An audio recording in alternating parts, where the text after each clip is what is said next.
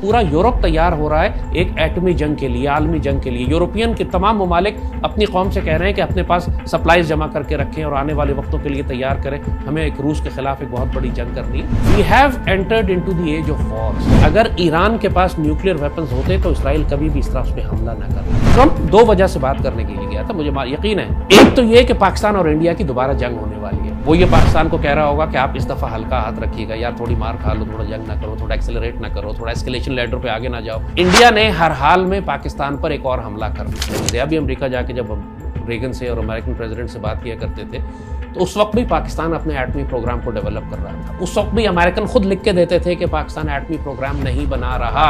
इमरान खान मांगी नहीं गई थी। मसला ये है कि वो एब्सोल्युटली नॉट ऐसी बात पे कह रहा था जो कभी ऑफर आई नहीं थी। इमरान और उसके साथ जो ट्रायो था बाजवा और फैज का, इन्होंने पाकिस्तान बेच दिया था। ये गद्दार थे तीनों। बाजवा को क्यों छोड़ा हुआ है मेरी समझ में नहीं आता, लेकिन इमरान जेल में है, फैज का कोर्ट मार्शल हो रहा है, किसी लम्हे इसको सजाए मौत हो जाएगी। तो इमरान खान गद्दार है। गद्दार तो छोटा लफ्ज है उसके लिए वल्लाह। और एक गद्दारी हो तो एक फांसी होती है उसके ऊपर, इसकी तो हजार गद्दारी है। It's a big statement you are giving. It's a fact. Ideally उसको सजाए मौत मिल गई। This is a big statement. क्या जस्टिस काजी फैज ईसा ने मुल्क से गद्दारी की? 100%, इसमें कोई शुबे की बात नहीं। मैंने कहा ना, ये जुडिशल टेररिस्ट है। इफ्तिखार चौधरी का पाला हुआ ये पालतू था एक। अमेरिका का सदर पाकिस्तानी फील्ड मार्शल को क्यों बुला रहा है, प्राइम मिनिस्टर को क्यों नहीं बुलाया उसको? क्योंकि प्राइम मिनिस्टर कहता है कि beggars can't be choosers. Imran will remain in jail. Imran हमेशा के लिए इंशाल्लाह कभी बाहर नहीं आएगा। ये पीटीआई डिसमेंटल हो जाएगी। ये बिल्कुल इसको बैन कर दिया जाए। लोग कहते थे पहले इमरान खान सबसे पॉपुलर लीडर है। फैक्ट है इस वक्त फील्ड मार्शल सबसे पॉपुलर लीडर है और कौम भी इनसे यही कहेगी कि आप ना जाएं। आई think that should be enough. बिस्मिल्लाहिर्रहमानिर्रहीम। अस्सलाम वालेकुम नाज़रीन, मैं हूं कंबर ज़ैदी। एबीएन का खसूसी पॉडकास्ट आप देख रहे हैं। नाज़रीन, क्या तीसरी आलमी जंग शुरू होने वाली है? इसराइल ने जब से ईरान पे प्रीएम्प्टिव स्ट्राइक की है उसके बाद से हम देख रहे हैं कि ईरान की जानिब से मुसलसल हमले किए जा रहे हैं। क्या अमेरिका इस वॉर में अगर आ जाता है तो दीगर ममालिक भी इसमें शामिल होंगे और तीसरी जंग अजीम का आगाज़ हो चुका है? बहुत सारे सवालात खड़े होते हैं इसके हवाले से। हमारा इस्लाम क्या कहता है? क्या एंड ऑफ टाइम्स जो हैं वो बिल्कुल हमारे सर पर आ खड़ा हुआ है और अब से बाद आने वाली जो पेशन गोई हैं जो कि रसूल पाक सल्लल्लाहु अलैहि वसल्लम ने की हैं, इनके हवाले से आपको इस व्लॉग में खसूसी तौर पर जानकारी देंगे। हमारे साथ ज़ैद हामिद साहब मौजूद हैं। बड़े सीनियर तज़कियाकार हैं, अपना एक नैरेटिव रखते हैं, अपनी एक राय रखते हैं तमाम मौज़ूआत पे। ख़ुसूसन बात का आगाज़ करेंगे army chief general Asim Munir साहब की ट्रंप से मुलाकात, डोनाल्ड ट्रंप से ओवल हाउस में ये मुलाकात हुई। इस मुलाकात में क्या कुछ तय पाया होगा? ये मुलाकात पाकिस्तान के लिए कितनी अहम है, इस खित्ते के लिए कितनी अहम है और आइंदा आने वाले दिनों में आप इस खित्ते में क्या तब्दीलियाँ देखेंगे और खसूसी तौर पर आलमी दुनिया में क्या तब्दीलियाँ देखेंगे? बहुत शुक्रिया ज़ैद हामिद साहब हमें प्रोग्राम में ज्वाइन करने के लिए। क्या देखते हैं, क्या तीसरी आलमी जंग का आगाज़ हो चुका है? कंबर, तीसरी आलमी जंग का आगाज़ तो प्रैक्टिकली कोविड के टाइम से ही शुरू हो चुका था, जब इन्होंने 2020 में पूरी दुनिया में ये एक बीमारी का बहाना करके लॉकडाउन्स लगाए और पूरी दुनिया में इंसानों को वो जहरीले इंजेक्शंस लगाने शुरू किए। एक डीपॉपुलेशन एजेंडा, ये एक्चुअली बिगनिंग थी वर्ल्ड इकोनॉमिक फोरम के उस एजेंडे की कि जिसके मुताबिक एजेंडा 2030 तक इन्होंने पूरी दुनिया को तबाह करना था। हम लोग समझते हैं ये कंस्पिरेसी थ्योरीज हैं। आज मुझे लोग कहते हैं कि हर वो कंस्पिरेसी थ्योरी जिसको हम कंस्पिरेसी थ्योरी समझते थे आज हमारी आंखों के सामने सच होती जा रही है। कोई यकीन नहीं कर सकता था 2020 से पहले कि दुनिया में इस तरह की जंगें शुरू हो जाएंगी जैसे आप बता रहे हैं कि अभी हम देख रहे हैं कि आपने सवाल कर लिया कि क्या हम आलमी जंग में दाखिल हो चुके हैं। आलमी जंग यूक्रेन से हाई इंटेंसिटी कॉन्फ्लिक्ट शुरू हो गया था। यूक्रेन की जंग के बाद आपने देखा कि मिडल ईस्ट में जो जंगें शुरू हुई, पहले गज़ा को उन्होंने लिटरली 4-5 एटम बम गिराए छोटे से गज़ा के ऊपर, फिर लेबनान को तबाह किया, फिर सीरिया की हुकूमत तबाह हुई। इसके बाद अब वो जंग ईरान में दाखिल हो गई है। ये यकीनी तौर पर आलमी जंग की मुख्तलिफ जंगें हैं। ये सब मिलकर इस वक्त हाल ये है कि कई एटमी ताकतें, रूस, चीन और पाकिस्तान एक जानिब खड़े हैं और दूसरी एटमी ताकतें इसराइल, नेटो और अमेरिका एक जानिब खड़े हैं। यूक्रेन में भी बिल्कुल यही हाल है। हर थोड़ी देर के बाद आपको रशियन प्रेसिडेंट एटमी जंग की धमकी देता हुआ नजर आ रहा है। We are on the verge of a nuclear war. ये तो आप, इसमें कोई डाउट नहीं है, इसमें कोई शुबे की बात नहीं है। जब बड़े बड़े लोग, पुतिन जैसा और अमेरिकन प्रेसिडेंट और उसके बाद नेटो के तमाम सरबराह, हत्ता के नरेंद्र मोदी और पाकिस्तान के होने वाली जंगों में भी जब खुलकर एटमी जंगों की बात हो रही है, तो बात यहां तक पहुंची कैसे, इतनी एक्सेलरेट कैसे कर गई, एस्केलेशन लैडर पे हम इतना ऊपर कैसे चले गए कि अब जरा सी बात पर लोग एटमी जंग की धमकियां देना शुरू कर देते हैं, कहीं टैक्टिकल न्यूक्स तो कहीं न्यू। We are into a world war. हमको ये रियलिटी अब समझ लेनी चाहिए। हमारी कौम अभी तक डिल्यूजन में है, ये समझ रही है कि पहले वाला दौर है, कोई प्रॉब्लम नहीं है, हम उसी तरह जिंदगी गुजारेंगे जैसे हम गुजारते थे। इस वक्त while we are talking to each other, दुनिया के 4 बड़े दारुल हुकूमत हैं जिन पर बॉम्बिंग हो रही है। तेहरान पर बॉम्बिंग हो रही है, तेल अवीव पर बॉम्बिंग हो रही है, मॉस्को पर बॉम्बिंग हो रही है, कीव पर बॉम्बिंग हो रही है। तो स्टिल पीपल डोंट रियलाइज, पूरा यूरोप तैयार हो रहा है एक एटमी जंग के लिए, आलमी जंग के लिए। यूरोपियन के तमाम ममालिक अपनी कौम से कह रहे हैं कि अपने पास सप्लाईज जमा करके रखें और आने वाले वक्तों के लिए तैयार करें, हमें एक रूस के खिलाफ एक बहुत बड़ी जंग करनी है। We have entered into the age of wars. ये यूरोप में भी होंगी, मिडल ईस्ट में भी हो रही हैं, पाकिस्तान और इंडिया के दरमियान भी होगी, और ताइवान और चाइना में भी होगी। दुनिया का कोई खित्ता बाकी नहीं बचेगा। यही तो वो रियलिटी है, 20th सेंचुरी की रियलिटी। उनका वर्ल्ड ऑर्डर, वो यूनाइटेड नेशंस, वो सिक्योरिटी काउंसिल, वो खत्म हो चुकी है। आप मुझे ये बताइए ना कि जंगें जो पूरी दुनिया में हो रही हैं, इसमें कहीं आपको यूएन का किरदार नजर आता है? नहीं। Security council? नहीं। इंटरनेशनल ऑर्डर जो बनाया गया था पिछली सदी में सेकेंड वर्ल्ड वॉर के बाद, वो किधर है इस वक्त? टोटल डिसमेंटल हो चुका, टोटल डिसमेंटल। इस वक्त हर मुल्क अपने ताकत के जोर पर अपनी फैसले कर रहा है। पावर ब्लॉक्स बनाए जा रहे हैं, अलायंसेस बनाए जा रहे हैं, डिफेंस पैक्ट्स किए जा रहे हैं, और बदमाशी है, सिर्फ बदमाशी है। इसराइल जो कुछ कर रहा है फ़लस्तीन में, मुझे बताइए क्या किसी दुनिया के किसी कानून ने, किसी इंटरनेशनल लॉ का उसने लिहाज किया? उसने जो लेबनान में किया, जो जिस तरीके से दहशतगर्द भेज कर इन्होंने सीरिया में हुकूमत का तख्ता उल्टा और अब ईरान पर हमलावर है, ये किसी कानून के तहत हो रहा? ये सिर्फ बदमाशी है। कोई मुल्क दुनिया का अगर अपनी हिफाजत खुद नहीं कर सकता या अपने इत्तेहादी ऐसे नहीं बना सकता, तो फिर वो सरवाइव नहीं कर सकेगा। आप सोचें कि एक छोटा सा दहशतगर्दी का फॉल्स फ्लैग ऑपरेशन होता है कश्मीर में, इंडिया में, पहलगाम का वाक़या, और इंडिया ने उस वाक़े को बुनियाद बनाकर पाकिस्तान पर हमला कर दिया, और ऐसा हमला किया कि आप एस्केलेशन लैडर में इतना ऊपर चले गए कि स्ट्रेट अवे न्यूक्लियर वेपन्स इस्तेमाल करने की बात शुरू हो गई। तो आप सोचिए कि अब जंग करने का थ्रेशोल्ड बिटवीन पाकिस्तान और इंडिया के दरमियान में भी इतना कम हो चुका है, 2-3 दिन की मुसाफत कि कोई भी फॉल्स फ्लैग ऑपरेशन करके दोनों मुल्क बाकायदा जंग में जा सकते हैं। और वो जंग जो शुरू हुई थी, पहला राउंड जो हमने उनसे लड़ा है। व्हाट डू यू थिंक कि ये न्यूक्लियर वॉर सबसे पहले कहाँ पे होगी? आपकी अपनी असेसमेंट क्या है? आपकी देखिए, दैट इंटायरली डिपेंड्स। इस वक्त जो सबसे ज्यादा पॉसिबिलिटी न्यूक्लियर वेपन इस्तेमाल करने की है, वो ईरान और इसराइल के दरमियान है। ईरान और वो इसलिए कि वो जंग अभी भी शुरू हुई। What about Iran? ईरान ने डिक्लेयर नहीं किया, ईरान न्यूक्लियर वेपन स्टेट नहीं है। अगर ईरान के पास न्यूक्लियर वेपन्स होते तो इसराइल कभी भी इस तरह उस पर हमला ना करता, ये याद रखिएगा। ये हमला उसी मुल्क पर करते हैं जिसका उनको बहुत अच्छी तरह पता हो कि उसके पास वेपन्स नहीं है। पाकिस्तान पर क्यों नहीं करते ये?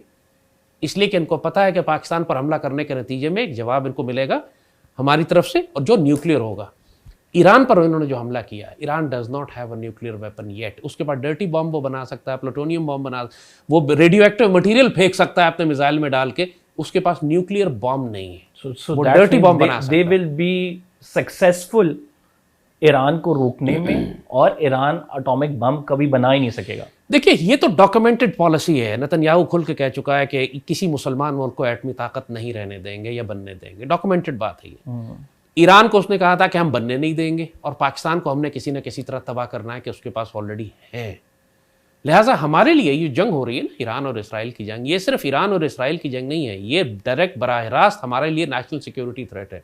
कि अगर ईरान की हुकूमत ख़त्म होती है और यहाँ पर शाह ऑफ ईरान के बेटे की हुकूमत आ जाती है, तो समझिए कि एक और तल अवीव तेहरान में कायम हो जाएगा, मोसाद का हेडक्वार्टर तेहरान में बन जाएगा, और हमको फिर दो तरफ से, यानी इसराइल की सरहदें पाकिस्तान की सरहदों से मिल जाएंगी आके। फिर आप क्या करेंगे? तो हमारे अपने नेशनल इंटरेस्ट में ये बात है। ईरान से हमारे पुराने इख्तलाफात, पाकिस्तान के कोई बहुत अच्छे ताल्लुकात नहीं रहे, लेकिन कम अज़ कम इसराइल तो नहीं है वो ना। इसराइल को तो हम ला के तेहरान में नहीं बिठा सकते। अगर तेहरान में इसराइल आ जाता है और यहाँ पे हमारे मशरक में हिंदू ज़ायनिस्ट बैठे हुए हैं और जो पूरी तरह आपस में इत्तेहाद कर रहे हैं। regime change in Iran is disastrous for Pakistan। देखिए, ईरान के एटमी हथियारों को ख़त्म करना तो एक ऑब्जेक्टिव ज़रूर था इनका, लेकिन वो ये देख रहे हैं कि ईरान की रियासत अंदर से इतनी कमज़ोर हो चुकी है, इसके अंदर इतने गद्दार हैं, सफ़ों में इतनी ख़यानत है आपने देखा कि शुरू में इनकी तमाम मिलिट्री और न्यूक्लियर जो क़यादत थी वो कत्ल कर दी गई है। जहां वो छुपने की कोशिश करते हैं अंदर से मुखबरी और जासूसी होती है। और आपको अब नज़र आ रहा है कि जब ईरानी हुकूमत ढूंढती फिर रही है जासूसों को, कि बड़े बड़ी ड्रोन बनाने की फैक्ट्रियां खुद ईरान के अंदर लगी हुई थी और ईरान के अंदर से ड्रोन लॉन्च हो रहे थे, मोसाद ऑपरेशंस थे। जब ये लेवल पे गद्दारी और ख़यानत हो तो रियासत, ये दुश्मन को ये अपॉर्चुनिटी लगती है कि वो रजीम चेंज कर सके। अगर ईरान एक हार्ड स्टेट होती तो सिर्फ न्यूक्लियर वेपन्स तबाह करने तक और जंग की हद तक बात महदूद रहती। लेकिन अब नेतन्याहू को he can smell the blood जिसे कहते हैं, अब उसे खून की बू आ रही है। वही समझता है कि वो ईरान में रजीम चेंज कर सकता है। हमें दुनिया का कोई भी मुल्क बाहर से आके ईरान की मदद नहीं कर सकता। देखिए बशारुल असद की हुकूमत को बचाने के लिए खुद रूसी बाकायदा मौजूद थे शाम में, अपनी आर्मी नहीं लड़ी, लेकिन अपनी आर्मी नहीं लड़ी। जब अपनी फौज जंग करना बंद कर दे तो बाहर की कोई फौज आपकी मदद नहीं कर सकती। ईरानियों को जंग खुद करनी पड़ेगी। दुनिया के मुल्क उनकी मदद करेंगे और कर रहे हैं। ईरानियों की अगर हिस्ट्री देखें तो ईरानी लड़ते आए हैं, ईरानी वही 10 बात। साल तक इराक ईरान वॉर चली। अब हमें, लेकिन उस वक्त उनके पास लीडरशिप थी, उस वक्त उनके पास आयतुल्लाह खुमैनी थे, खामनाई थे, बड़ी टॉप लेवल की लीडरशिप। आयतुल्लाह खामनाई तो है, खामनाई अभी हैं, लेकिन इसीलिए खामनाई को असैसिनेट करना is the prime objective of Israelites in the America. ये तो अमेरिकन प्रेसिडेंट खुद कह चुका है कि खामनाई को असैसिनेट हम करने जा रहे थे, मैंने आखिरी सेकंड पर रोक दिया। मतलब इस हद तक खुल के बात हो रही है कि मुसलमान मुल्कों की लीडरशिप को ये कितने शौक से, कितनी मर्जी से अपनी कत्ल करते हैं। कह रहे हैं कि हम किसी भी लम्हे उसे कत्ल कर सकते हैं। ये ट्रंप के अल्फाज है, हमें पता है वो कहाँ छुपा हुआ है। तो जब इस लेवल पर बात आ जाए ना कि मुस्लिम लीडरशिप को ये डिकैपिटेट भी कर रहे हैं, रजीम चेंज भी लेकर आ रहे हैं, उसका न्यूक्लियर वेपन प्रोग्राम भी खत्म कर रहे हैं, उसको डिसफंक्शनल हेडलेस स्टेट बना के बिल्कुल एक गैंग्स, मिलिटेंट गैंग्स और टेररिस्ट ग्रुप्स और दहशतगर्द ग्रुपों के हवाले कर देंगे, जिस तरह सीरिया को इन्होंने किया हुआ है इतने अरसे से, या लिबिया को इन्होंने किया हुआ है। तो ये ईरान के साथ करने जा रहे हैं। ये हमारे लिए बहुत खतरनाक बात है, पाकिस्तान के लिए। हमें हर सूरत में ईरान की मदद करनी चाहिए। हमने सरकारी तौर पर तो पॉलिसी बयान दे दिया, और किस तरीके से हम उनकी मदद करते हैं ये हमारी आर्मी और इंटेलिजेंस जानती है कि किस तरह हमने करना है। चीन जहाज भर भर के मिसाइल और हथियार और सामान भेज रहा है। रूस ने भी खुल के कहा है, अमेरिका को वार्न किया कि मत दाखिल होना। पाकिस्तान का स्टांस भी बिल्कुल वाज़ेह है। हमने मिलिटरीली उनकी मदद की है या नहीं की, अब ना भी मुझे मालूम है, ना ईरान ने एक्नॉलेज किया है, लेकिन डेफिनेटली हमने कुछ किया ज़रूर है कि ईरानी बहुत खुश हैं। ईरानी पार्लियामान में जब पाकिस्तान जिंदाबाद के नारे लग रहे हैं तो यकीनी तौर पर we have done something, but we don't know what. What do you expect, क्या किया होगा? हमने उनको डेफिनेटली, हमारे पास जो बहुत बड़ी स्ट्रेंथ है वो इंटेलिजेंस गैदरिंग की है। हमारे जो अर्ली वार्निंग एयरबॉर्न सिस्टम्स हैं, जो बहुत दूर से देख लेते हैं दुश्मन के जहाज़ों को आते हुए, हमने यकीनी तौर पर उनको ये इंटेलिजेंस शेयरिंग की होगी, इनको वार्न किया होगा कि दुश्मन के जहाज़ और तैयारे आ रहे हैं, हम उनको उसमें गाइड कर रहे होंगे। आपने देखा कि ईरान के पास अपनी कोई एयरफोर्स नहीं है, आपने देखा उनके पास अपनी कोई प्रैक्टिकली ग्राउंड फोर्सेस भी नहीं है। वो तो मलेशिया के ऊपर ज़्यादा, ये पासदारान पर ज़्यादा डिपेंड करते हैं। पासदारान जी, उन लोगों ने अपनी एयरफोर्स क्यों नहीं बनाई, मेरी समझ से बाहर है ये बात है। उन्होंने मिसाइल फोर्सेस पे काम किया, उन्होंने ड्रोन्स पे काम किया, एयरफोर्स क्यों नहीं बनाई, वल्लाह मुझे नहीं समझ में आती ये बात। They should have developed a strong air force. ये बात 50 साल तक दुनिया से कटा रहा, इससे फर्क नहीं पड़ता। ऐसा नहीं है वो कटे हुए नहीं थे। जब कटे हुए थे तो मिसाइल कैसे बना रहे थे, कटे हुए थे तो आज चाइना जहाज कैसे लेकर जहाज भर। उन्होंने कंपैरेटिवली एक चीज पे अपनी फोकस किया, उन्होंने फोकस गलत रखा, कटे हुए नहीं थे। क्योंकि कटे होने के बावजूद वो पूरी दुनिया को तेल और गैस बेच रहे थे। कटे होने के बावजूद चीन के साथ और रूस के साथ उनके ताल्लुकात थे। पाबंदियां तो अमेरिका ने लगाई थी, रूस और चीन ने तो नहीं। आज भी जैसे कहा कि चीन के जहाज भर भर के असलाह पहुंच रहा है, ये पहले भी आ सकता था, पहले भी ये काम कर सकते थे। हमने इंटेलिजेंस शेयरिंग, इंटेलिजेंस गैदरिंग उनके साथ की है और उसका ईरान को फायदा हुआ है और पार्लियामेंट में नारे लगे। That's what you think, what do you think कि अगर आर्मी चीफ को जो डोनाल्ड ट्रंप बुलाते हैं तो किस वजह से बुलाते हैं, क्या वो चाहते हैं डोनाल्ड ट्रंप आर्मी चीफ से हमारे, और पाकिस्तान इस सारे में क्या रोल प्ले कर सकता है? ये खबर इस वक्त फील्ड मार्शल आसिम जो है साउथ एशिया में सबसे ताकतवर लीडर हैं, समझिए इस बात को।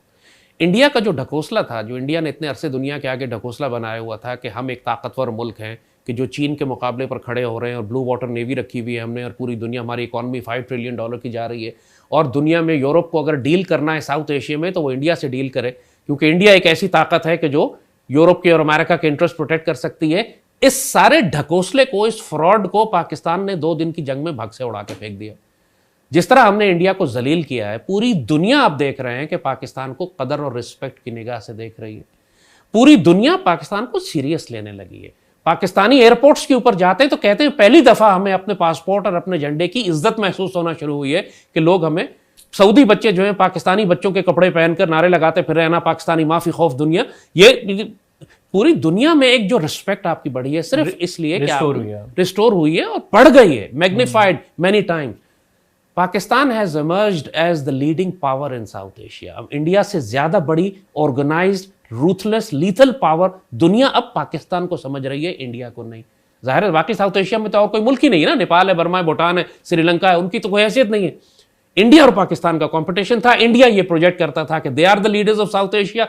अब वो रोल चेंज होकर पाकिस्तान के पास आ गया। तो अब पूरी दुनिया के लीडर्स पाकिस्तान से बात करना चाहते हैं और पाकिस्तान के भी फील्ड मार्शल से बात करना चाहते हैं।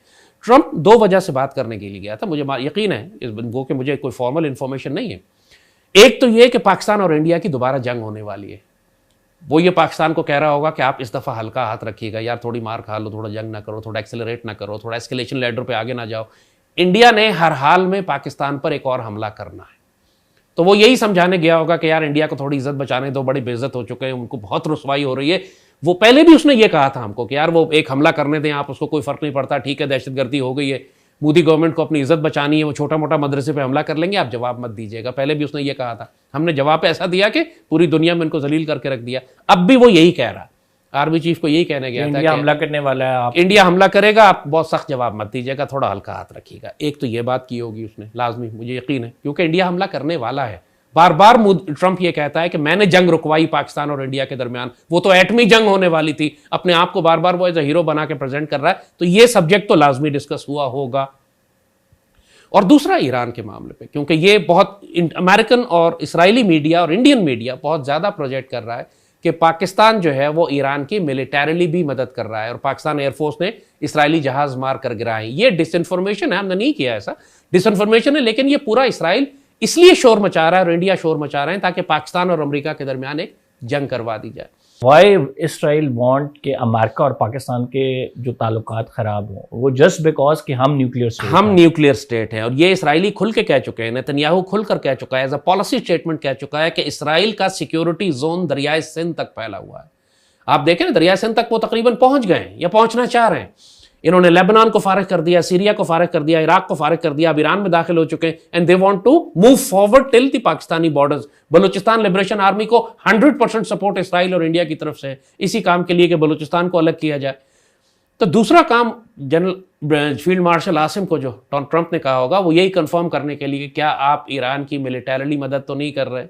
इन्होंने कहा होगा यकीनी तौर पे कि हम नहीं कर रहे, और ये फैक्ट है कि हम नहीं कर रहे। हमने इंटेलिजेंस शेयरिंग की होगी, हम उनको खाना पीना पहुंचा देंगे। हम और अगर अमेरिकन डिमांड करें कि आप हमारे साथ ईरान की इंटेलिजेंस शेयरिंग करें so that we can target them, ये इनको भी मालूम है कि ये पॉसिबल नहीं है और ना हुआ। क्योंकि ट्रंप ने जो उसके बाद प्रेस कॉन्फ्रेंस की थी, जो स्टेटमेंट दिया था, उसके अंदर वो बहुत दुखी लग रहा था, वो बहुत ही परेशान था, फिक्रमंद था। उसने जो स्टेटमेंट दिए उसमें कोई उसने बात ऐसी नहीं की कि फील्ड मार्शल आसिम ने उसकी कोई बात मानी है। वो 2 घंटे बैठे हैं साथ, और 2 घंटे के बाद हमारी तरफ से कोई स्टेटमेंट नहीं आया। एक फॉर्मल सा स्टेटमेंट की मुलाकात हुई और 2 तरफा मामला पे बातचीत हुई, यानी 2 घंटे बातचीत हुई। ट्रंप की जानिब से जाहिर बात है ईरान इसराइल कॉन्फ्लिक्ट रखा गया होगा, और उसके बाद जो है general Asim Munir, field marshal Asim Munir साहब ने कोई भी ऐसी चीज का कंसेंट नहीं दिया होगा जिससे जो है उनको फायदा हो।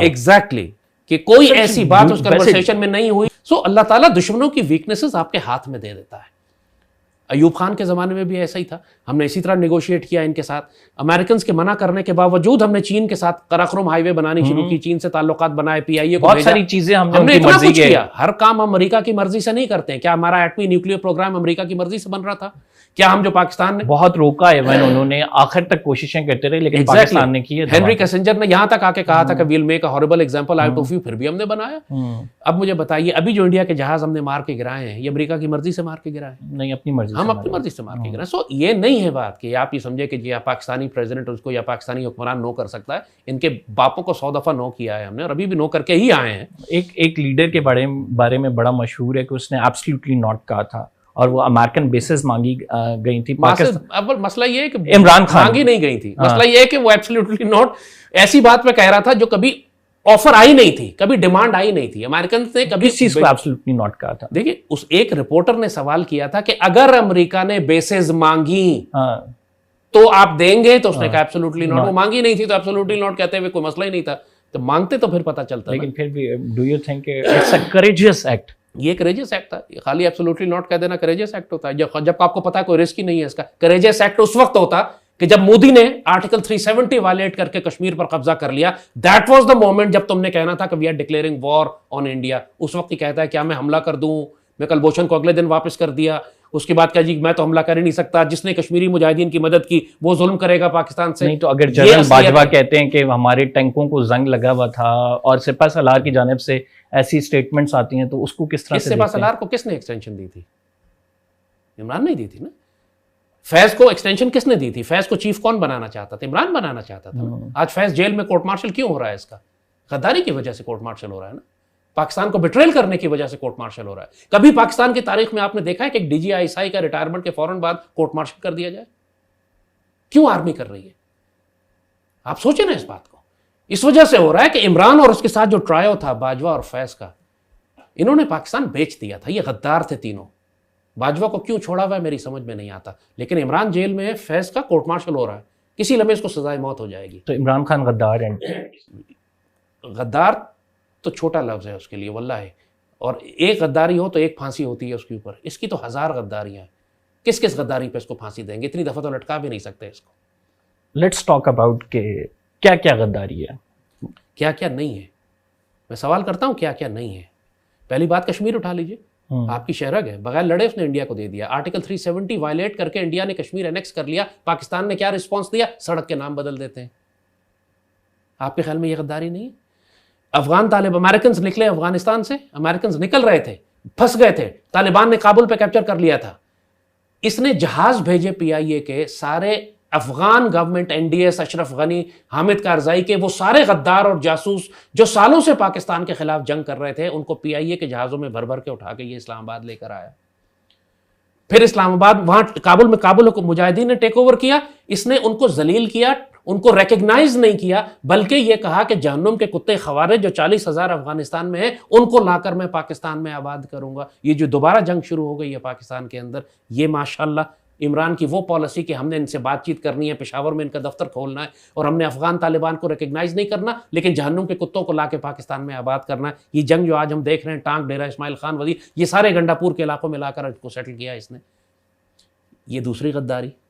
तीसरी गद्दारी, स्टेट बैंक फरोख्त कर दिया इसने IMF को। पाकिस्तान गवर्नमेंट के कंट्रोल में स्टेट बैंक नहीं है इस वक्त। आप स्टेट बैंक के गवर्नर को वो सारा पाकिस्तान का पैसा उठा के ले जाए, चोरी कर ले, आप किसी पाकिस्तानी अदालत में इसको सजा नहीं दे सकते। बाकायदा लॉ चेंज किया गया कि स्टेट बैंक को गवर्नमेंट ऑफ पाकिस्तान के कंट्रोल से बाहर निकाला जा रहा है। यह गद्दारी नहीं? अपना खजाना आपने यहूदियों को दे दिया। आपके मुताबिक मतलब ये सारी चीजें गद्दारी हैं, तो इनके मुकदमा क्यों नहीं बने? क्यों 190 मिलियन को हम रो रहे हैं? फिर हम क्यों जो है वो इद्दत वाले केस को रो रहे हैं? हम फिर क्यों ऐसे केसेस बना रहे हैं कि जिसमें आवाम भी देखती है, वो कहते हैं कि ये क्या है यार? कमर जुल्फ़िकार अली भुट्टो के बारे में दुनिया कहती थी कि he is a man who is born to be hanged. Bhutto के इतने जराइम थे, पाकिस्तान तोड़ने से लेकर पाकिस्तान में बगावत कराने, पाकिस्तान तोड़ने, खाना जंगी करने, पाकिस्तान की पूरी इंडस्ट्रियल ग्रोथ को तबाह करने। जो एक रात में आके उसने नेशनलाइजेशन कर ली थी। अयूब खान के ज़माने में हमने जो इतनी, पाकिस्तान एक इंडस्ट्रियल सुपर पावर बन चुका था, एक रात में आके उसने सब कुछ नेशनलाइज कर लिया, ख़त्म कर लिया। भुट्टो को भी 50,000 दफ़ा फांसी देनी होती, लेकिन एक मुकदमा उसकी जान को आ गया, अहमद रज़ा कसूरी के वालिद के कत्ल का केस। ठीक है, एक केस में पकड़ा करके उसको फांसी चढ़ा दिया।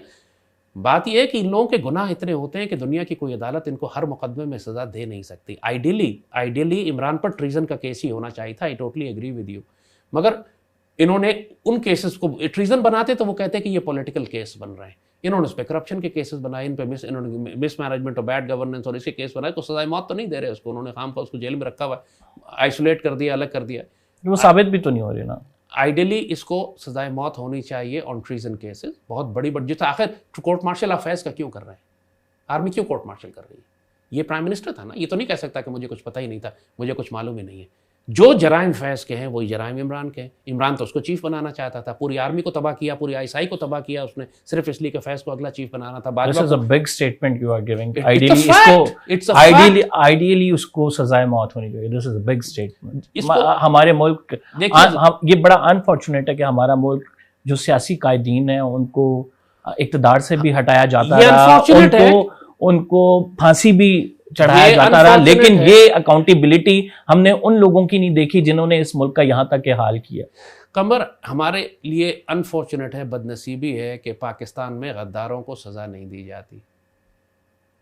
क्या पाकिस्तान में गद्दारी नहीं है? बताओ मुझे, गद्दारी है या नहीं है? नहीं है, बिल्कुल है। तो आज तक पाकिस्तान की तारीख में किसी को गद्दारी के मुकदमे पे सजा क्यों नहीं दी गई? क्योंकि हम गद्दारों को पालते हैं। हामिद मीर गद्दार नहीं है, नजम सेठी गद्दार नहीं है। जस्टिस वकार सेठ का फैसला आया था, नजम सेठी बलूचिस्तान लिबरेशन आर्मी का मिलिटेंट था। मुशर्रफ केस में, प्रेजेंट केस था ना, जिसमें जस्टिस वकार सेठ का फैसला आया था, उस पर रिएक्ट किया। डू यू थिंक कि वो होना चाहिए था, इंप्लीमेंटेशन होना चाहिए था? वो क्योंकि इस मुल्क की अदालतें फैसला करेंगी। वो लीगल केस नहीं था, that case was not legal. उसका भी जो उसकी अदालतों का फैसला हुआ वो भी अदालतों नहीं किया ना, that was not a legal case. वो जुडिशरी को इस्तेमाल करके जुडिशल टेररिज्म था। क्या इफ्तिखार चौधरी ऑनरेबल जज था? He was a judicial terrorist. क्या पाकिस्तानी मीडिया के अंदर जो मीडिया जर्नलिस्ट और एंकर्स हैं बहुत सारे, क्या वो ऑनरेबल जर्नलिस्ट हैं, सच बोलते हैं? वो जुडिशियल प्रोस्टिट्यूट्स, वो मीडिया प्रोस्टिट्यूट्स हैं? क्या है नहीं? क्या पाकिस्तान के मीडिया में आपको इंडियन एलिमेंट्स नहीं मिलते जो पाकिस्तान की इज्जत और आबरू को बेच रहे हैं, जिन्होंने मुझ पर पाबंदी लगाई हुई मीडिया में आने पे? ये किस कानून के तहत मुझ पे पाबंदी है इलेक्ट्रॉनिक मीडिया में? कौन सी लॉबी बैठी हुई है वहां पे? कादियानी लॉबी है, इंडियन लॉबी है, कौन सी लॉबी है कि जो पाबंदी लगाई हुई है कि जैद हामिद को नहीं आने देना चूंकि पाकिस्तान के दुश्मनों को जैद हामिद से तकलीफ पहुंचती है? कोई तो खुफिया लॉबी है ना जो पाकिस्तान में काम कर रही है। मुझे 75 साल में एक गद्दार बताएं जिसको हमने गद्दारी पर सजा दी हो। हम गद्दारों को सजा नहीं देते, हम हुक्मरान बनाते हैं गद्दारों को। गद्दारी पे सजा होने लगे तो पाकिस्तान की तमाम पॉलिटिकल एलीट फांसी लटक जाए सिर्फ गद्दारी पर। आप वजीर आजम हैं और आपने अगर गलत फैसले किए जिससे मुल्क को नुकसान पहुंचा, यह भी गद्दारी है। आपने करप्शन की, यह भी गद्दारी है। क्या जस्टिस काजी फैज ईसा ने मुल्क से गद्दारी की? 100%, इसमें कोई शुबे की बात नहीं। मैंने कहा ना, ये जुडिशल टेररिस्ट हैं। इफ्तिखार चौधरी का पाला हुआ ये पालतू था एक। इफ्तिखार चौधरी ने इसको प्लांट करके लगा के बलूचिस्तान हाई कोर्ट का चीफ जस्टिस लगा के लेकर आया था। कोई इसकी मेरिट नहीं थी, वकील था, वकील से उठा के डायरेक्टली चीफ जस्टिस लगा दिया। कभी सुना है आज तक पाकिस्तान की तारीख में एक सड़क पे चलते हुए वकील को उठा के आप chief justice Balochistan high court लगा दें? वहां से उठा के सुप्रीम कोर्ट का चीफ जस्टिस बना दिया। यानी बलूचिस्तान की सड़कों पर जिसको चेंबर नहीं मिल रहा था वो सुप्रीम कोर्ट का चीफ जस्टिस बन गया। आपके ख्याल में ये गद्दारियां नहीं है? आपके ख्याल में ये सब कुछ मेरिट से हो रहा है? नहीं, जो गद्दारी है उस पर बिल्कुल मुकदमे बनने चाहिए। सिर्फ मुझे ये बताया ना कि जनरल फैज का आर्मी कोर्ट मार्शल क्यों कर रही है? फैज ने क्या गंदे काम किए इमरान के लिए? सिर्फ फैज ने जो भी काम किया है आउट ऑफ बॉक्स जाके किया है, कानून के दायरे से बाहर। अगर इमरान खान के लिए किया, बिल्कुल होनी चाहिए, बिल्कुल होनी चाहिए। किसके लिए? अपने लिए तो नहीं कर रहा था, इमरान के लिए। इमरान के लिए किया, बिल्कुल होनी चाहिए। उसका ये रोल ही नहीं बनता था। एग्जैक्टली। तो वो कादियानी लॉबी बहुत स्ट्रांग है। I think that is the reason कि वो ब्लैकमेल कर रही है पाकिस्तानी रियासत को। What do you think कि अब आगे आइंदा आने वाले हालात कैसे बन रहे हैं? इसराइल जो ईरान वॉर है, इसका क्या ड्रॉप सीन देख रहे हैं आप? और फिर खसूसन इसके बाद आप क्या समझते हैं, पाकिस्तान कहाँ पे स्टैंड कर रहा होगा, ईरान कहाँ पे स्टैंड कर रहा होगा और अमेरिका कहाँ पे स्टैंड कर रहा होगा? क्या आप समझते हैं अमेरिका बिल्कुल फुल फ्लैज इस वॉर में आ जाएगा? कंबर, दो चार बातें समझ लें। कुछ बातों को बिल्कुल एक स्ट्रेटेजिक प्लेन पे आप उसको समझ लें कि ये जो आने वाले 10 साल हैं, चंद साल हैं, ये सिर्फ जंगों के साल हैं। इसमें सिर्फ हर मुल्क अपने सर्वाइवल के लिए जंग करेगा। तो पाकिस्तान, एक इंडिया के साथ हम राउंड कर चुके हैं, दूसरा राउंड बहुत नज़दीक है। किसी भी वक्त हमारा खूनरेज तसादुम दोबारा शुरू हो जाएगा इंडिया से। नरेंद्र मोदी बहुत जलील हो चुका है, उसने जंग करनी है। तो Pakistan has to be very very careful on the eastern front. किसी भी वक्त दोबारा, और अब की दफ़ा हमें नुकसान ज़्यादा होगा। हमको सीज फायर नहीं करना चाहिए था। जब हमने उनको बुरी तरह से मारा था, उनके एयरफोर्स को ग्राउंड कर दिया था, अमेरिका के ट्रंप के कहने पे हमने सीज फायर कर लिया गुडविल करने के चक्कर में। इसीलिए ट्रंप बड़ा खुश था कि मैंने जंग रुकवा दी। लेकिन वी डिडंट रियलाइज दैट कि अब आपने मौका दे दिया उस जख्मी सांप को कि पीछे हटे, रीग्रुप करे, रीऑर्गेनाइज करे और दोबारा से अटैक करे। अब हमें ज़्यादा नुकसान होगा। अब वो नई स्ट्रैटेजी के साथ आएगा। अब वो एयरफोर्स को आगे नहीं रखेगा। अब वो क्रूज मिसाइल्स और ड्रोन से हमला करेगा। वो देख रहा है ईरान इराक जंग को बहुत जोर से कि ईरान सिर्फ बगैर एयरफोर्स के भी सिर्फ अपने मिसाइलों से कितना नुकसान पहुंचा सकता है, कि इवन इसराइल जैसे मुल्क का भी एयर डिफेंस काम नहीं कर रहा। देख लिया ना, ये बहुत बड़ा एक मैसेज है पूरी दुनिया के लिए कि इसराइल जिसका एयर डिफेंस पूरी दुनिया में मशहूर था कि आयरन डोम इसके पास है, डेविड स्लिंग इसके पास है, पेट्रियट इसके पास है, थार्ड इसके पास है, इसके बावजूद अपना एयर डिफेंस नहीं कर सक रहा। तो आपके ख्याल में जितना एयर डिफेंस इसराइल के पास है, क्या उससे ज्यादा ताकतवर हमारा एयर डिफेंस है? इंडिया यही स्ट्रैटेजी देख रहा है कि अगर ओवरवेल्म कर दे हमारे एयर डिफेंस को, हजारों की तादाद में बैलिस्टिक मिसाइल और ड्रोन्स भेजे, तो फिर पाकिस्तान किस हद तक डिफेंड कर सकेगा, अब वो स्ट्रेटजी चेंज करेगा, वो ground forces. We had this recent episode India के साथ जो हुआ, नेक्स्ट एपिसोड आप कब एक्सपेक्ट करें? एनी डे इंडिया हर रोज नो टाइम देता है, नोटिस टू एयरमैन वो जो एयर एक्सरसाइज कर रहा है इन कमिंग ईयर्स। नहीं, I am talking about weeks, days. India की जानब से हमला होगा, डेज। मुझे आई वाज एक्सपेक्टिंग कि इस बकरीद पे होगा, और इस बकरीद पे होते होते रह गया। They saw we were prepared, उनकी अपनी कोई प्रिपरेशंस में कमी थी, वरना बकरीद पे हो जाना चाहिए था। I am expecting in the next 10-15 days we will get into another war with India. 10-15 दिन में, लंबी बात नहीं कर रहा। और इस सूरत हाल में जब ईरान की जंग इसराइल के साथ शुरू हो गई है, तो पाकिस्तान के लिए वेस्टर्न बॉर्डर्स बहुत खतरनाक हद तक इनसिक्योर हो गए हैं, क्योंकि इस वक्त वहाँ इसराइली तैयारे हमारे बॉर्डर्स के बहुत नज़दीक तक आ रहे हैं, और उनके मिसाइल और उनके तैयारे they are coming very very close to Pakistan. Mashhad तक उन्होंने बॉम्बिंग किया आके, खुरासान के प्रोविंस तक वो लोग दाखिल हो गए हैं, बलूचिस्तान तक इसराइलीज आके बॉम्बिंग कर रहे हैं, और बलूचिस्तान लिबरेशन आर्मी वैसे ही इसराइली एसेट है, हमें बहुत नुकसान पहुंचा रही है बलूचिस्तान के अंदर। हमारे लिए बहुत बड़ा क्राइसिस खड़ा हो गया। Pakistan has no choice but to support Iran. हमें ईरान की मदद करनी है, हमारा वेस्टर्न फ्लैंक हमें अपना महफूज करना है। लेकिन बात वो ये है कि अगर ईरानी जंग नहीं करते तो फिर हम उनकी मदद नहीं कर सकते, जंग उनको खुद करनी है। अगर उनकी सफ़ों में गद्दारी है और उनकी लीडरशिप मारी जाती है, then nobody can help them. लेकिन हमने कोई चाइना और रशिया के हद तक ड्रैग होंगे। देखिए, nobody wants to leave Iran to America, सीधी सी बात है। बहुत बड़े स्ट्रेटेजिक इंटरेस्ट हैं ईरान के भी और रशिया के भी, दोनों ने थ्रेट किया है। चाइनीज तो डायरेक्टली इन्वॉल्व भी हो गए, बाकायदा जैसे कहा कि जहाज भर भर के असला भेज रहे हैं। अब मिलिटरीली कितने इन्वॉल्व होते हैं ये तो अमेरिका की इन्वॉल्वमेंट के बाद पता चलेगा। अभी तक अमेरिका ने भी थ्रेट किया, दाखिल तो नहीं हुआ। चाइना की जानिब से भी स्टेटमेंट दी गई कि अमेरिका के बगैर भी दुनिया आगे बढ़ सकती है। रशिया ने भी एक स्टेटमेंट दी और कहा कि जो अमेरिका का रोल है वो खित्ते में बदअमनी फैला रहा है।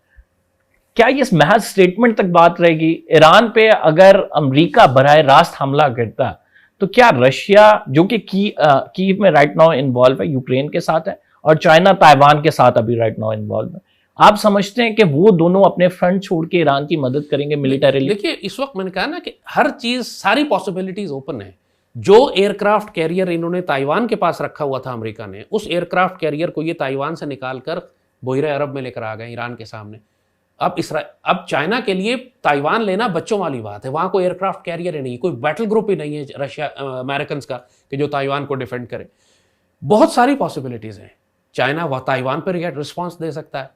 चाइना फिलहाल ईरान के अंदर दाखिल हो चुका है, अपने जहाज भेज रहा है, असलाह भेज रहा है, सप्लाईज भेज रहा है। मिलिटरीली वो कितना इन्वॉल्व होगा, मैंने कहा ये उस वक्त पता चलेगा जब अमेरिकन इन्वॉल्व होंगे। अभी तक अमेरिकन भी थ्रेट ही दे रहे हैं ना। लेकिन रशिया और चाइना और पाकिस्तान, 3 एटमी ताकतें हैं जो ईरान के साथ हैं। किसी सूरत में ईरान को अमेरिकन कैंप में नहीं भेज सकती, हमारे लिए सीरियस प्रॉब्लम हो जाएगी। तो मिल के हम क्या स्ट्रेटजी बनाते हैं, जाहिर है वो हमें नहीं बताएंगे। ऑन ग्राउंड आपको रिजल्ट नजर आएगा, बोलेगा कोई भी नहीं। जिस तरह चाइना ने अभी तक ऐलान नहीं किया कि हम जहाज भर भर के हथियार भेज रहे हैं, वो तो ट्रांसपॉन्डर ऑफ कर देते हैं अपने जहाज़ों का। किसी अननोन एयरक्राफ्ट होता है जो क्या कि ईरान में लैंड करता है। So nobody will tell you, but you will see the result. जब आप ये देख रहे हैं कि अब एक नया किस्म का, कल से ईरान ने एक नया किस्म का हाइपरसोनिक मिसाइल इस्तेमाल किया है, सुपरसोनिक, कि जो एटमॉस्फेयर से जाके वापस आता है और री एंट्री व्हीकल है, उसमें दोबारा से जाके वापस दोबारा दाखिल होता है। पूरी इसराइल और अमेरिका में पैनिक हो गया है कि ईरान के पास ये हथियार कहाँ से आए।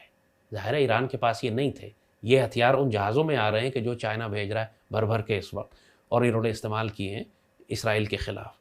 ये जंग, एटमी जंग बने या ना बने, कन्वेंशनल और रिवायती हथियारों में ही अभी तक लड़ी जा रही है। इतनी खौफनाक है, जैसे कहा कि बड़े बड़े कैपिटल्स को ये खंडर बना देगी।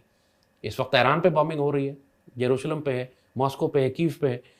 तो ये जंग अब बिल्कुल डिफरेंट डायमेंशन में पूरी दुनिया दाखिल हो चुकी है। पाकिस्तानियों को ज़हनी तौर पर अपने आप को अब एक खौफनाक आलमी जंग के लिए तैयार करना है। हमें डिफेंस बजट कम नहीं करना, बढ़ाना है, अपनी फ़ौजों की तादाद बढ़ानी है, अपनी कौम को नेशनल डिफेंस और cadet corps, national cadet corps, women's guard, इनकी तरबियत देनी है, सिविल डिफेंस और सर्वाइवल की ट्रेनिंग देनी है। आप पूरे पाकिस्तान में एक भी बम शेल्टर नहीं है, आप नोट करें।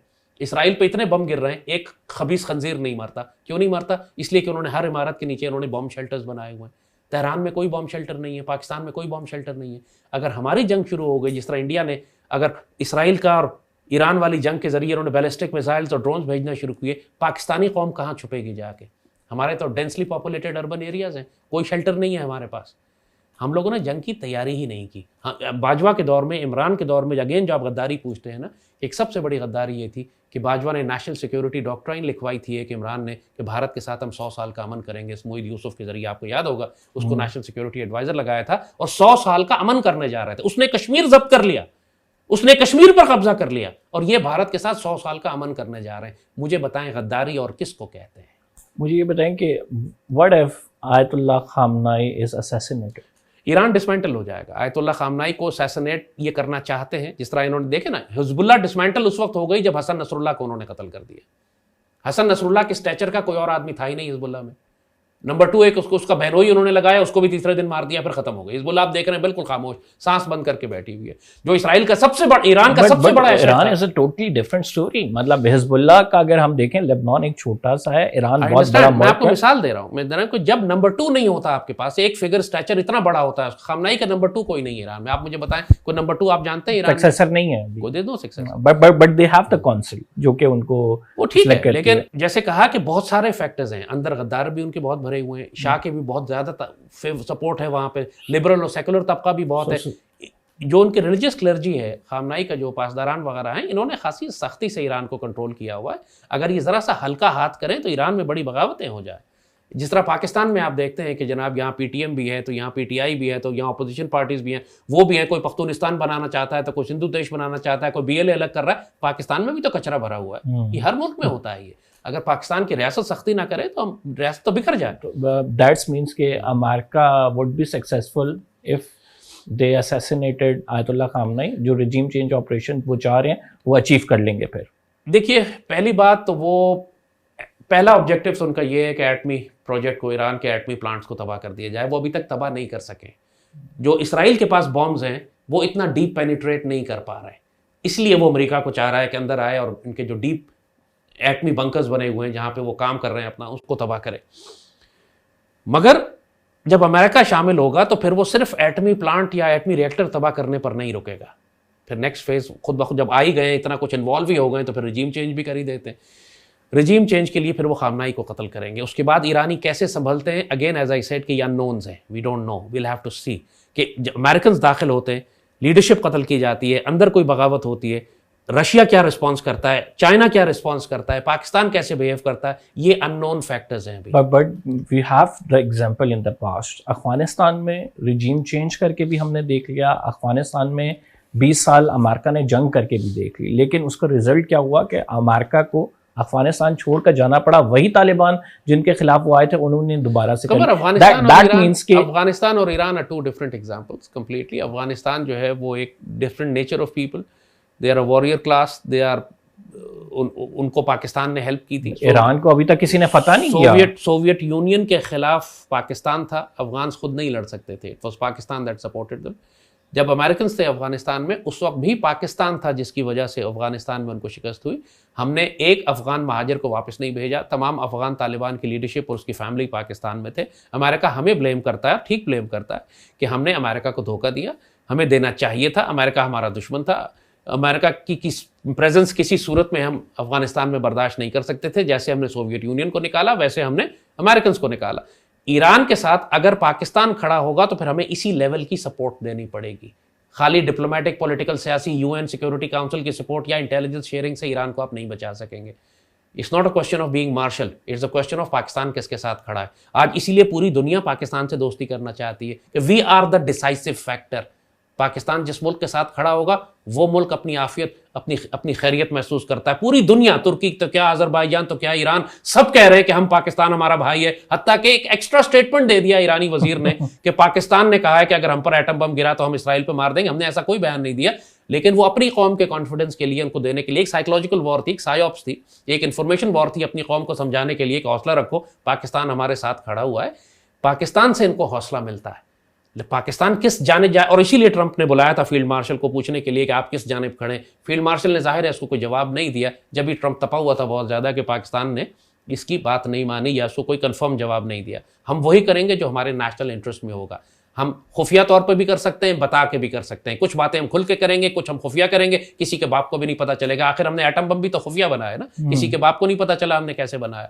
तो हमने अगर ईरान की मदद करनी है तो हम खुफिया करेंगे, किसी के बाप को नहीं पता चलेगा। और इसराइल को भी बिला वजह चोटें लगेंगी, हर तरफ से मार पड़ेगी, उसको वही लगेगा कि यार ये मार कहां से पड़ रही है मुझे। वो चाइना, हम चाइना से बात करें, रशिया से बात करें, ईरान के साथ मिलकर करें ना करें इंशाअल्लाह, लेकिन हम इसराइल को छोड़ेंगे नहीं। हमारा बहुत पुराना बदला है, उसने इंडिया के साथ मिलकर हम पर हमला किया था, हमने इसराइल को जवाबी जरूर मारना है। देखो एक बात, एक इंपॉर्टेंट बात यहां पे आप बेशक, इसराइल इंडिया के जरिए पाकिस्तान को तबाह करवाना चाहता है, understand the logic.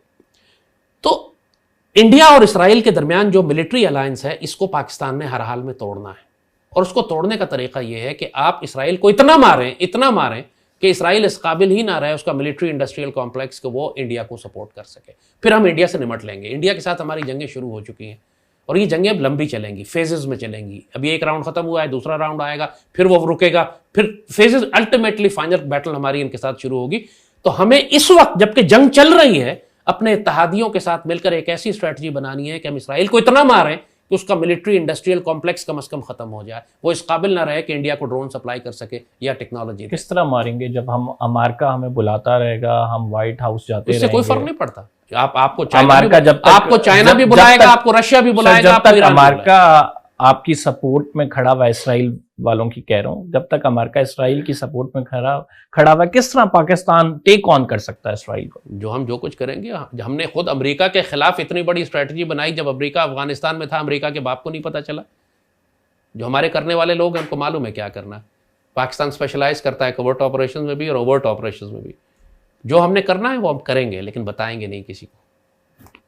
End of times पे थोड़ी सी बात करते हैं कि ये सारी जो चीज़ें लिंक्ड हो रही हैं, गज़वा हिंद की बात कर ली जाए, इसराइल ईरान वॉर की बात कर ली जाए, फिर स्पेशली सीरिया में जो डेवलपमेंट हुई है, जुलानी का आना, वहाँ पे हुकूमत गिर जाना, कुछ अहदीस हैं, उसके हवाले से भी मैं आपके साथ शेयर करता हूँ। आप बेहतर बता सकेंगे कि इस पे आपकी राय क्या है।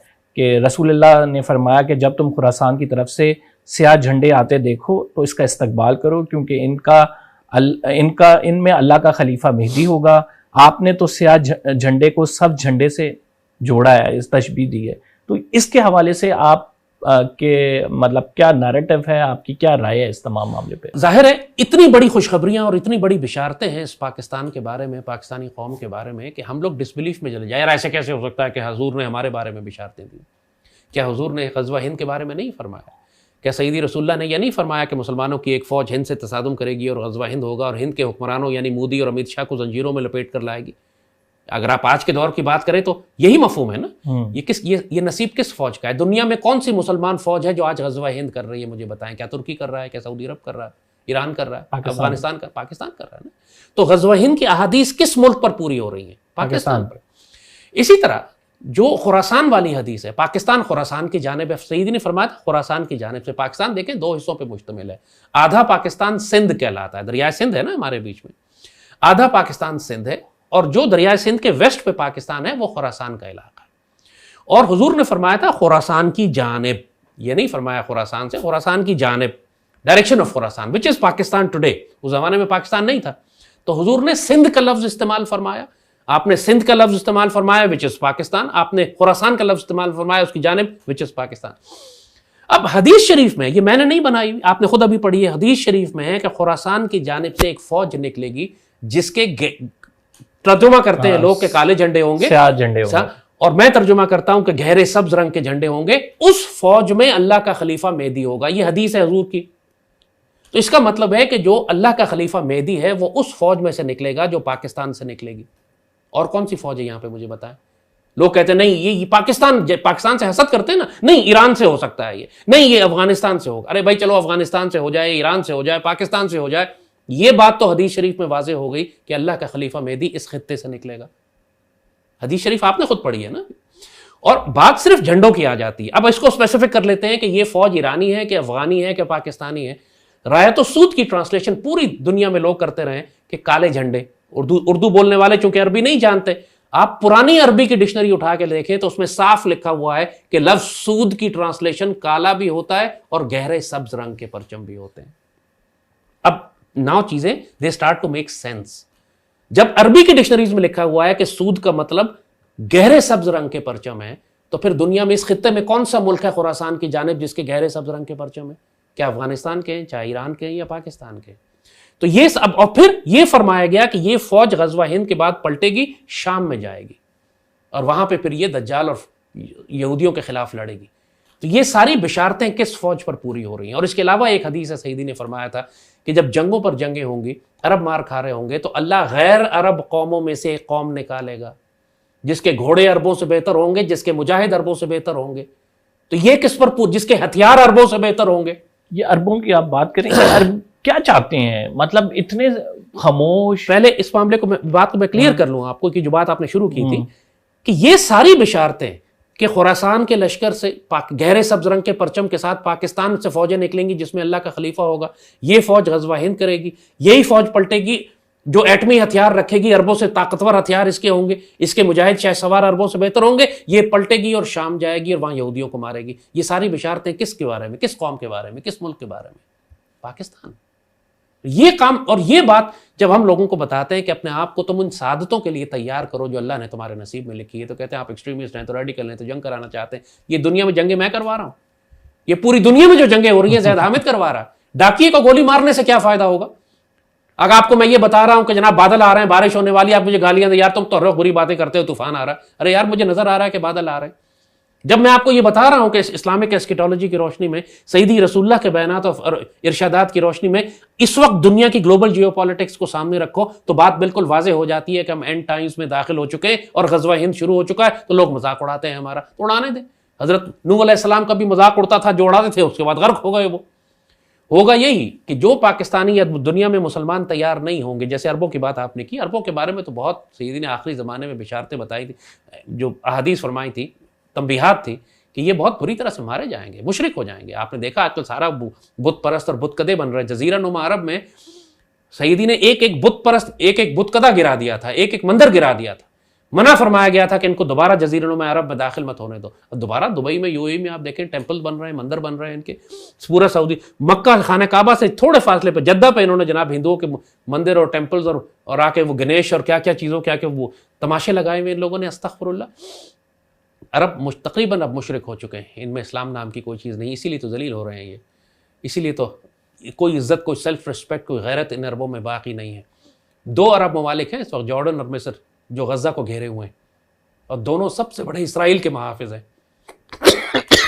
एक पानी की बोतल ये गज़ा के अंदर नहीं जाने देते जब तक इसराइल इजाज़त न दे। और दुनिया के इतने ताकतवर मुल्क हैं उस खत्ते के, जॉर्डन भी और मिस्र तो खैर सबसे ताकतवर मुल्क है, और सबसे बड़ा मुहाफिज इसराइल का, और मुसलमानों को कत्ल करने में। इस सारे में सऊदी अरब का क्या रोल देख रहे हैं आप? डिसमेंटल हो जाएगा ये। सऊदी बादशाह का इंतकाल होने दें, शाह सलमान अभी जिंदा है तो उसका बेटा सब कुछ कंट्रोल कर रहा है। ईरान के बाद सऊदी अरब की बारी है। देखिए इन्होंने बहुत अरसा ईरान को संभाल के रखा। 1979 से इन्होंने ईरान पर कोई डायरेक्ट हमला नहीं किया था, रेवोल्यूशन आ चुकी थी, हालांकि ईरान इतने इनके खिलाफ कार्रवाई कर रहा था। इनको ईरान की जरूरत थी अरबों को डरा के रखने के लिए। अब इन्होंने अरब बिल्कुल खत्म कर दिए हैं, मुकम्मल तौर पर अपने कंट्रोल में ले लिए। अभी आपने देखा है ट्रंप होके गया है सऊदी अरब से, पूरी दौलत निचोड़ ली। जो दौलत इनके पास थी, ट्रिलियंस ऑफ डॉलर, वो कतर से तो बहरीन से तो यूएई से, इन्वेस्टमेंट के नाम पे सब लेके निकल गया। तो अब जितनी दौलत थी इनके पास वो भी अमेरिका ले जा चुका है। अब ईरान की इनको जरूरत नहीं है कि ईरान की मौजूदगी हो अरबों को डराने के लिए। अरबों को इन्होंने बिल्कुल फारिग कर दिया, लिहाजा अब वो ईरान को भी तबाह कर रहे हैं। और इसके बाद फिर अरबों की बारी आएगी। Saudi Arab obviously is the largest. Saudi Arab के बाद जैसी सऊदी अरब गिरता है तो पूरा गल्फ फारिग हो जाएगा। कतर, बहरीन, यूएई, रासुल खैमा, इन सब की तो कोई हैसियत ही नहीं है। सऊदी अरब है। सो इन्होंने ग्रेटर इसराइल मदीने तक बनाना है। सऊदी ये भूल जाते हैं ये बात।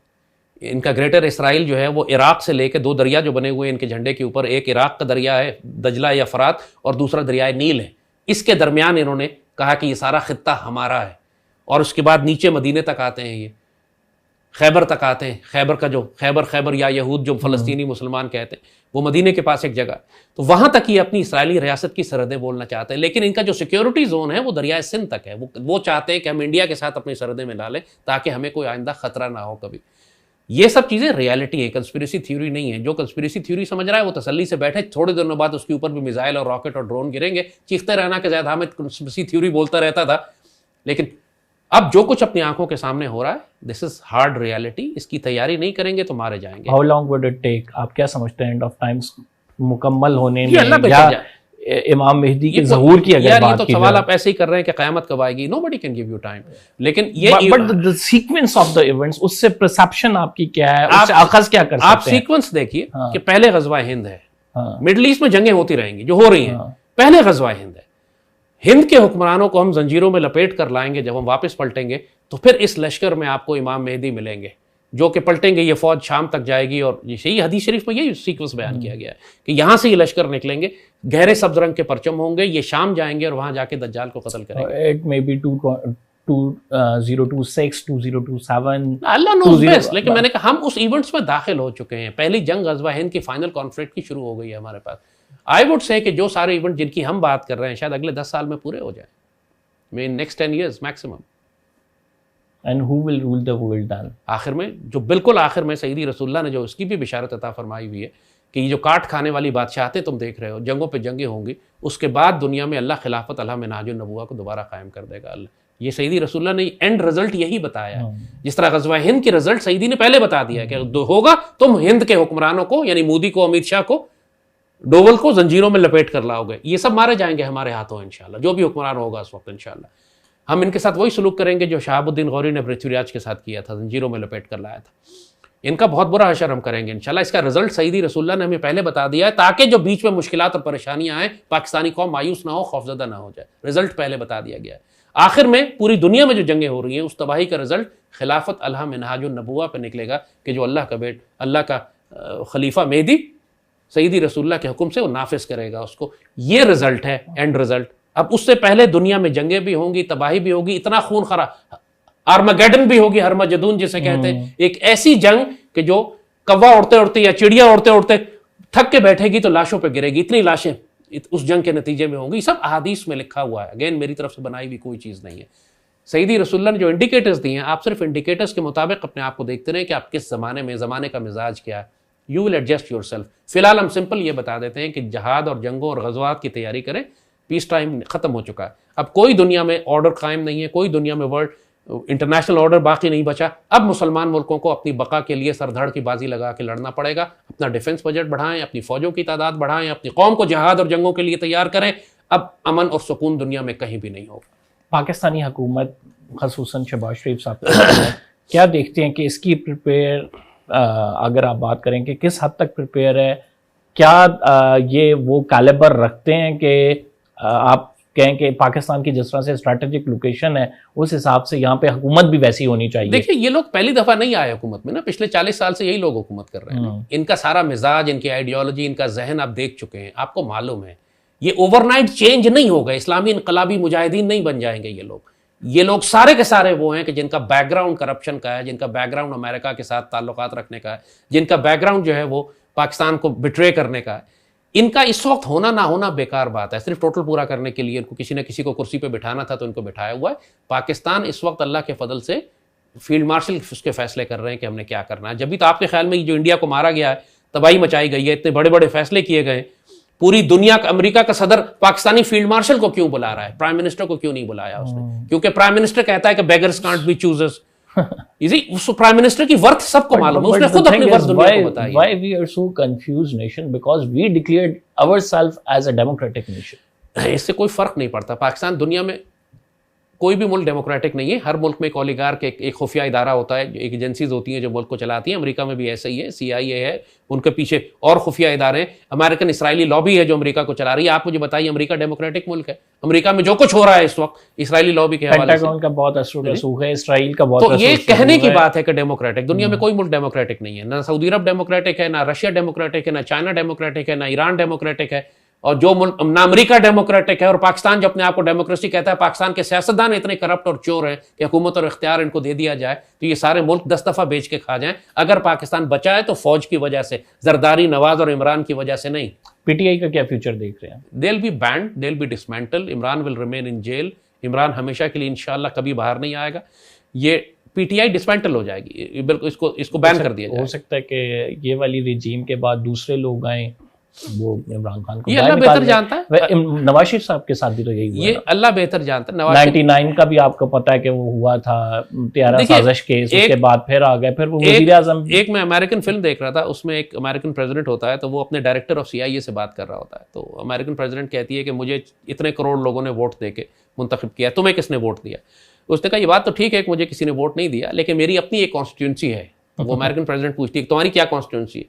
तो वो कहता है कि अमेरिकन प्रेसिडेंट को कि मैं आपको नसीहत कर रहा हूं कि you never go to war with your own national security establishment.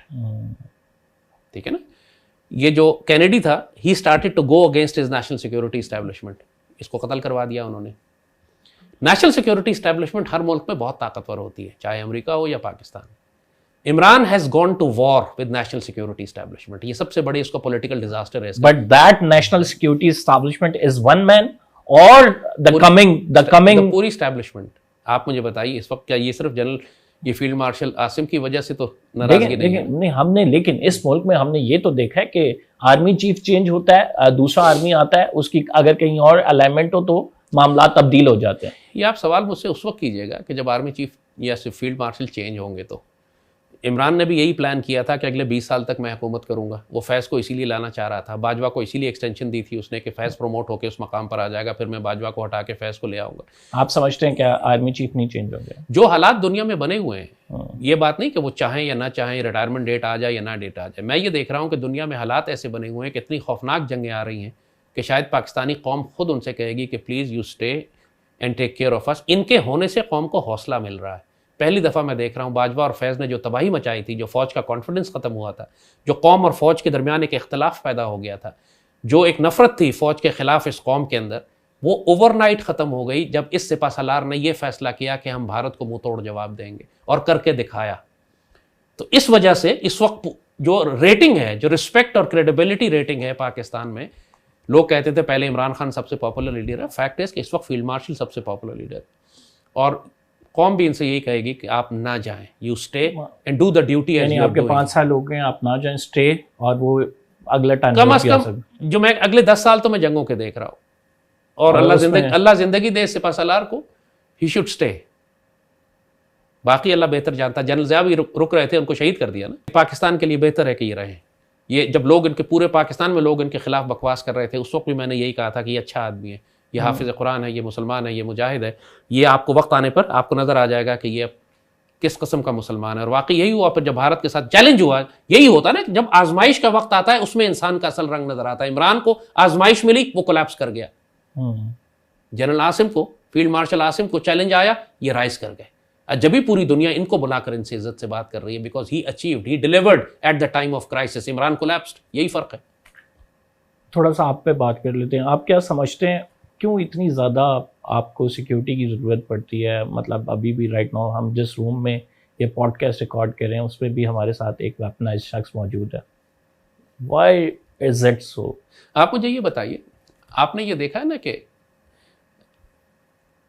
India में सबसे ज्यादा नफरत किस पाकिस्तानी से की जाती है इंडियन मीडिया में? लाल टोपी वाले से। ये फैक्ट है ना। आपको यह भी मालूम है कि पूरे पाकिस्तान में जितने मुजाहिदीन मौजूद थे, भारत कुछ अरसे से उनको कत्ल करवा रहा है। इज दैट राइट और नॉट? है कि नहीं? तो ये पाकिस्तान में जितने वो एलिमेंट्स हैं कि जो भारत को नुकसान पहुंचा रहे हैं, वो भारत की हिट लिस्ट के ऊपर हैं। पाकिस्तान में पिछले चंद महीनों में कोई 10 या 12 के करीब मुजाहिदीन लीडरशिप को कत्ल किया गया। कौन कत्ल कर रहा है? जाहिर है यहां भी जासूस मौजूद है ना। और इस वक्त इंफॉर्मेशन वॉर और साइकोलॉजिकल वॉरफेयर में अल्लाह के फजल से पूरे भारत में अगर किसी शख्स से नफरत की जाती है तो वही लाल टोपी वाला है। तो जाहिर है कि मुझे भी इंफॉर्मेशन है, इंटेलिजेंस है, मुझे भी इंफॉर्मेशन दी गई है अपने दोस्तों की तरफ से कि प्लीज़ बी केयरफुल, आप मुलाकातें महदूद कर दें, आप ट्रैवल कम कर दें, you are a target, they are trying to assassinate you. हमारा एक रोल है अल्लाह के फजल से, अल्लाह के दुश्मनों को हमसे तकलीफ पहुँचती है। तो अब सैयदी रसूलुल्लाह ने भी मैदान जंग में डबल जर्रा बख्तर पहनी है, 2 बॉडी आर्मर्स पहने हैं आपने। क्यों सैयदी रसूलुल्लाह ने क्यों 2 बॉडी आर्मर पहने? इसलिए कि यही आपने फरमाया, हमको सिखा दिया कि जब तुम्हें थ्रेट हो तो अपनी सिक्योरिटी का पूरा इंतजाम करो। तो यही वजह है। जाहिर है कि आप हर वो शख्स के जो दुश्मन के लिए खतरा है उसकी सिक्योरिटी क्यों होती है? आर्मी चीफ फिगर सिक्योरिटी क्यों है? प्रेसिडेंट, प्राइम मिनिस्टर या बड़े लोगों की सिक्योरिटी क्यों है? मैं तो छोटा सा आदमी हूँ, लेकिन अल्लाह के फजल से हमारी अजान से हमारे दुश्मनों को बहुत तकलीफ ये पहुंचती है। प्राइवेटली आपने रखी भी आपने? ये मेरी ज़ाहिर है मेरी अपनी टीम के लड़के हैं, मैंने कोई बाहर से ना फौज की है ना पुलिस की है, ये मेरे प्राइवेट टीम के मेरे अपने बच्चे हैं, मेरी अपनी टीम है। ठीक। तो आपने ये देखा, I think that should be enough. और बातें मैं खोलता लेकिन अपनी नहीं कोई नहीं, I can understand that, we respect that, no I can understand that. आखिर में बस क्योंकि जो बात मैं आपसे कर रहा था कि मुझसे तो कोई इस माशरे में, इस सोसाइटी में, इस हुकूमत में कोई मुझसे बात भी नहीं करता है। मुझसे ना हुकूमत बात करती है, मीडिया पे आप लोगों ने पाबंदी लगाई हुई है, लोग समझते हैं कि मैं फौज का आदमी हूँ। अगर मैं फौज का आदमी होता We are here to talk to you. तो अगर मैं फौज का आदमी होता तो क्या फौज इतनी कमजोर है कि मुझे किसी टीवी चैनल पे प्रोग्राम ना दिलवा दें, यू नो। हालांकि अपने तौर पर जो हम काम कर रहे हैं उसकी वजह से पूरी दुनिया में अल्लाह के फजल से मेटा नैरेटिव पाकिस्तान का हम बिल्ड करते हैं। इंडिया पूरा चीखता चिल्लाता है कि ये लाल टोपी वाला हमें तंग कर रहा है। जब ये सब कुछ है तो इसके बाद आप मुझे बताइए ना, ये रियासत है पाकिस्तान, ये हुकूमत, इसने मेरा बॉयकॉट क्यों किया हुआ है? गद्दार है ना इसकी सफ़ों में। फिर आप पूछते हैं गद्दार कहाँ है? गद्दारी ऐसे नजर आती है, जिस शख्स की वजह से तमाम दुश्मनों को तकलीफ है। पूरे पाकिस्तान में आपको एक शख्स नहीं मिलेगा जो टीटीपी का नाम लेकर, बीएलए का नाम लेकर उसके खिलाफ गालियां दे और कहे कि इनको फांसी चढ़ाओ, हाथ पांव काट के सूली चढ़ा दो इनको। पाकिस्तान का कोई एंकर, आप खुद भी नहीं कह सकेंगे ये कि अपनी शक्ल और अपने चेहरे के साथ आप आके कहें कि टीटीपी और नूर वली महसूद को हाथ पांव काट के मुखालिफ सिमतों से दरख्त पे सूली चढ़ा दो। आप ये नहीं कह सकेंगे कि आपके छोटे बच्चे हैं। लेकिन मैं कहता हूं I am the only one who says that. इसलिए सिक्योरिटी रखनी पड़ती है मुझे। और इसके बावजूद ये हुकूमत, ये रियासत जो हमारे काम की वजह से सरवाइव कर रहे हैं कि हमने इतना स्ट्रांग नैरेटिव खवारिज के खिलाफ और दुश्मनों के खिलाफ और बीएलए के खिलाफ हमने बिल्ड किया है, ये सारी हुकूमत मुझसे ताल्लुकात तोड़ कर रखती है। तो आप इससे इनकी लॉयल्टी का अंदाजा कर लें कि ये मुझसे अनकंफर्टेबल क्यों होते हैं। मुझसे अनकंफर्टेबल सिर्फ एक हरामखोर का बच्चा होगा, याद रखिएगा। जो पाकिस्तान से प्यार करने वाला, मुहिब्बे वतन, समझदार, अल्लाह रसूल से प्यार करने वाला है, वो हमसे अनकंफर्टेबल नहीं होगा। जो हमसे अनकंफर्टेबल होगा, जब मुझसे बात नहीं करेगा, जब मुझ पर पाबंदी लगाएगा, समझ लें कि इसके अंदर गद्दारी और खयानत का कीड़ा है। सर आपसे बात करके बड़ा अच्छा लगा, मज़ा आया, और हम आपके पास आए इस वजह से कि आपकी सुने। What does a red hat signifies? It signifies that I have a red hat. मेरे पास किसी और रंग की टोपी नहीं है। नहीं, इसकी बहुत सारी इसकी रीजंस हैं। तुर्कों की टोपी जो है ना, तुर्की टोपी जो खिलाफत उस्मानिया की नुमाइंदगी करती थी, वो सुर्ख रंग की थी। आज भी आप देखें मोरक्को में जो लोग पहनते हैं ना टोपी, मोरक्को का नेशनल ड्रेस क्या है? सुर्ख रंग की टोपी है, यही रेड कैप है। तो खिलाफत उस्मानिया की निशानी थी ये टोपी। तो एक मुसलमानों की इज्जत की, मुसलमानों की शान की निशानी हुआ करती थी, जब मुसलमानों को ग्लोरी और मुसलमानों का ग्लैमर था। अल्लामा इकबाल ने जब ये कहा कि तुर्क जलील हो गए, तुर्क रुसवा हुए हैं, तो अल्लामा इकबाल ने ये नहीं कहा कि तुर्क जलील हुए हैं, उन्होंने कहा सुर्ख टोपी रुसवा हो गई, है ना। तो ये सुर्ख टोपी सिंबॉलिक है। ये हमारे एसएसजी कमांडोज की भी इसी तरह की टोपी है। तो वो हमारे मुजाहिदीन, आप देखते हैं कि अक्सर मैं रेड बेरेट पहनता हूँ, वो हमारे एसएसजी कमांडोज के साथ। पिछले दिनों आपकी वीडियो भी देख रहा था जिसमें आप वो प्रैक्टिस बकायदा कर रहे हैं, प्रैक्टिकली भी फिर ये प्रैक्टिस होती रहती है, मतलब जंग के हवाले से। सईदी रसूलुल्लाह ने फरमाया कि एक ताकतवर मुसलमान एक कमजोर मुसलमान से बेहतर है ना। इससे कोई फर्क नहीं पड़ता कि आपकी उम्र क्या है। अब हर पाकिस्तानी को एक मुजाहिद होने की ज़रूरत है। फिजिकली अपने आप को फिट रखें, हथियारों का इस्तेमाल सीखें, हथियार चलाना सीखें। आपको आने वाले वक्तों में जंगें हमारे शहरों में होंगी, दहशतगर्द हमारे शहरों में होंगे, दुश्मन की फ़ौजें, भारतीय फ़ौजें हमारे शहरों में घुसेंगी। हर पाकिस्तानी को मुजाहिद होना पड़ेगा और हम उस वक्त के लिए तैयारी कर रहे हैं। जाहिर है कि हमारा जो भी तरबियत और तैयारी है या असला हमने लाइसेंस पर रखा हुआ है, वो सिर्फ गज़वा हिंद के लिए रखा हुआ है। इंशाल्लाह वक्त आने पर हमारी अल्लाह से यही दुआ है कि हमें मौका दे कि हम जिस तरह अबलागी जंग में ख़त अव्वल पे हैं, फ्रंट लाइन पे हम इंफॉर्मेशन वॉर में लड़ रहे हैं, इस तरह ग्राउंड पे भी हमें दुश्मनों के खिलाफ लड़ने की इजाज़त दे और सादत की ज़िंदगी के साथ जब वक्त आए तो मैदान जंग में हम शहीद हों। वो मेरे मालिक की मर्ज़ी है, लेकिन हमारी ख्वाहिश और अपने रब से मान है इंशाल्लाह कि हमारी इस ख्वाहिश को रुसवा नहीं करेगा। वो हमें ज़रूर वो सादतें अता फरमाएगा जो हम उससे तलब करते हैं। थैंक यू वेरी मच ज़ैद साहब, बहुत अच्छा लगा आपसे बात करके। नाज़रीन, प्रोग्राम का टाइम ख़त्म हो गया है। हमने पॉडकास्ट इतना ही करना था इनके साथ, सारी चीज़ों पे डिटेल गुफ्तगू की, अपनी राय रखते हैं। कमेंट्स में हमें ज़रूर आगाह कीजिएगा इस पॉडकास्ट के हवाले से। इजाज़त दीजिए, अल्लाह के बाद।